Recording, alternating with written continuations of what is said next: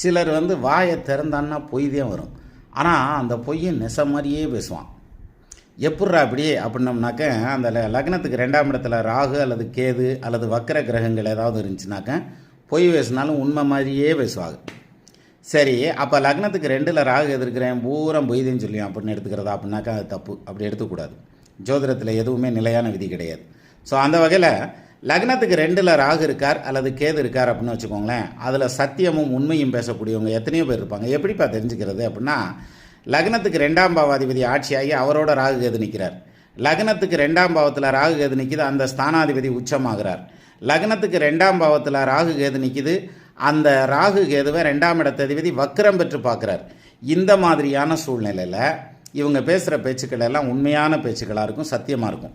அதை விட்டுட்டு அமாவாசையில் பிறந்தா திருடனாக இருப்பேனுக்கு இருக்கும்ல, அது மாதிரி 2ல் ராகு கேது இருந்தாலே முட்டாளாக இருப்பான்னா பொய் பேசுவான்னா எடுத்துக்கக்கூடாது.